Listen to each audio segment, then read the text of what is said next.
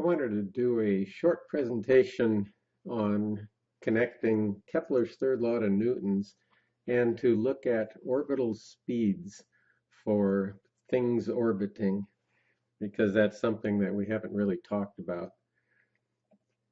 Here you see pictures of Johannes Kepler and Isaac Newton. They'd be the two major people in what we're doing here. Okay, Kepler's third law looks like this: p squared equals ca cubed. Again, p is the orbital period, a is the semi-major axis, and c is the constant that shows up in Kepler's version of it. This was something Kepler discovered by analyzing the observations of Tycho Brahe. It's just describing how nature behaves. And as far as Kepler knew, it only held true for planets orbiting the sun, although at the time of Kepler, that was almost the only orbital situation there was, except for the moon orbiting the Earth. And with only one thing in the orbit around the Earth, he couldn't really come up with a descriptive law like this. Newton expanded on it, and he used it to help develop his law of gravitation. But then, once he had the law of gravitation and the laws of motion and some other useful mathematics that Newton was the first to figure out, he could write his version of the law, which looks like this. It's still got a p squared on the left, still has an a cubed on the right, but it's got 4 pi squared divided by g, the universal gravitational constant, times the mass of the sun down there. Has the same features. The constant is somewhat more refined. His version shows why all the planets in the solar system follow it, because it's the mass of the sun that is determining the orbital characteristics of the planets. Gravity, basically. His version also applies to more situations. Any orbital situation, anything that's orbiting the sun, planets, asteroids, and comets. Now, these are things that, while Kepler would have been aware of comets, he might not have been aware that they orbited the sun. Kepler lived long before the discovery of any asteroids, and so he couldn't have known about any of those. And he also wouldn't have known about moons orbiting any planet other than the Earth, although Galileo did discover the 4 moons of Jupiter that we call the Galilean moons, and that occurred during Kepler's lifetime, but I don't know that Kepler had a chance to study their orbits or not. Newton's version also applies to 2 objects orbiting the common center of mass. Actually, in Newton's law, the mass that shows up down here is the combined mass of the object being orbited and the object orbiting. But I've mentioned before that for things going around the sun's mass is so much more that it doesn't make much difference, including the mass of the thing doing the orbiting. What I'd like to do here is to simplify the situation a little bit. Earth's planets have fairly circular orbits if we actually use the semi-major axis of the orbit and call it a radius. This will work out okay.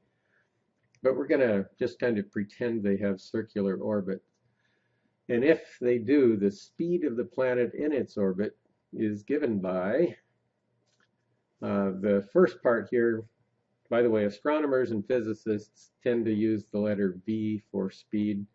We talk about velocities often, so we just happen to use that v for velocity, and we use it for speed as well.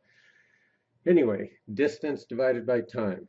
Okay, if you drive your car 100 miles and it takes you 1 hour, you would be going 100 miles divided by 1 hour. That's 100 miles an hour. You'd probably get a ticket. In the case of something traveling around a circular orbit, the distance it travels in one orbit is the circumference of the orbit. That's 2 times pi times the radius I'm replacing or using A, the semi-major axis, as the radius here. And you divide that by the orbital period, and that'll give you the speed. We can plug that into Newton's version of Kepler's third law and do a bunch of algebra. Don't worry about it. But we can solve for the speed in terms of whatever's left, and we get this. The speed is the square root of g, that universal gravitational constant, m, which I'm now using to refer to the mass of whatever it is that's being orbited, and we divide by a, the orbital radius or the semi-major axis. If we're using the semi-major axis in an elliptical orbit, the v that we get is a kind of average speed. It's pretty close to the average speed. Things we can see. One, the more massive the object being orbited happens to be, the higher the speed has to be at a given distance. And we'll look at an example of this. For a given object being orbited, like objects orbiting our sun, the larger the orbital radius, the slower the speed of the orbiting objects. For the solar system, let's take a look at this.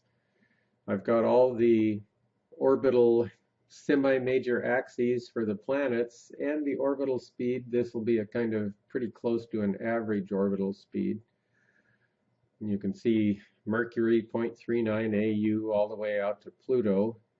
And Pluto is no longer on the planet list. I could have tossed in some asteroids and things, but you can get a pretty good picture here of what's going on. Mercury orbits at 47.9 kilometers per second, and they go down from there. Venus 35, Earth 29.8. These are fairly high speeds, but you get out to Pluto, it's going 1/10 the speed of Mercury going around the orbit. And so you can see the farther out the planets are, or any other object for that matter, the slower the orbital speed. Now, if somebody asks you, why does Jupiter take longer to orbit the sun than Earth does, you can give two answers. One is, Jupiter's orbit is a whole lot bigger than Earth's orbit. It has a larger circumference that it has to go around. But the other thing is, it's going slower. Jupiter's traveling less than half as fast as the Earth. 13.1 kilometers per second versus 29.8. The bigger the orbit, the longer it'll take to get around it.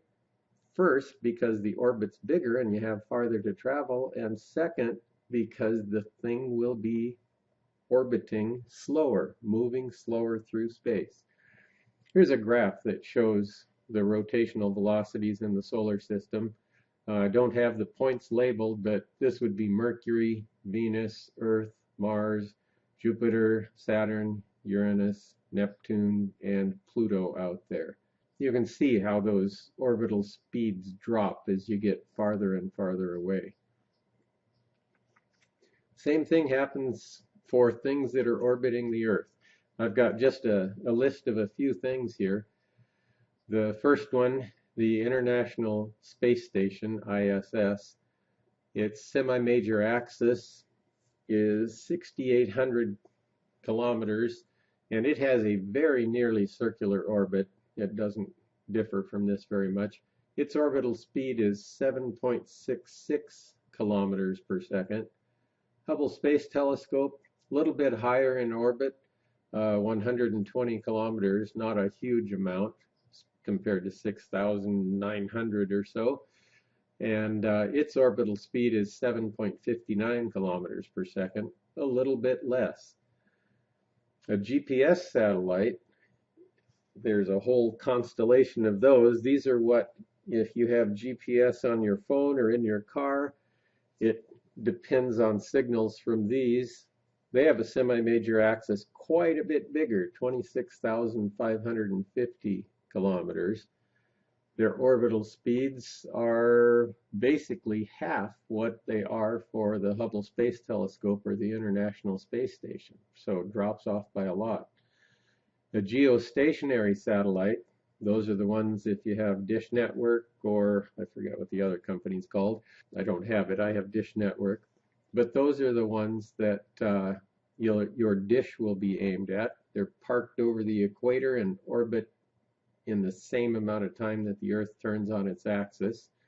So their orbital period is almost 24 hours, 3.08 kilometers per second. And then one of the farthest out satellites that I chose to track down is the moon of Earth, which is just another satellite. Natural and artificial satellites follow the same rules when it comes to gravity, and its semi-major axis is 384,000 kilometers. Its orbital speed is only 1.02 kilometers per second. It works going around the Earth as well. Now, how mass affects orbital speeds, and this was just, I could have found more examples, but this is the only one I wanted to track down this morning. Earth's moon has an orbital radius of 384,000 kilometers. Its orbital speed is 1.02 kilometers per second. Jupiter's moon Io has an orbital radius that's actually larger than that of the Earth's. If we had an object orbiting the Earth that was that far out, it would have an orbital speed less than 1 kilometer per second. But in the Jupiter system, with that larger orbital radius, Io is still traveling at 17 kilometers per second. And it has to. Jupiter's gravity is so much stronger that if Io wasn't going this fast, it would get pulled into the planet. And so the more massive the object, the faster satellites have to orbit to avoid being pulled down. So things that don't go that fast long ago got pulled into the planet. Okay, I hope this helps a little bit with understanding a little bit more about orbits.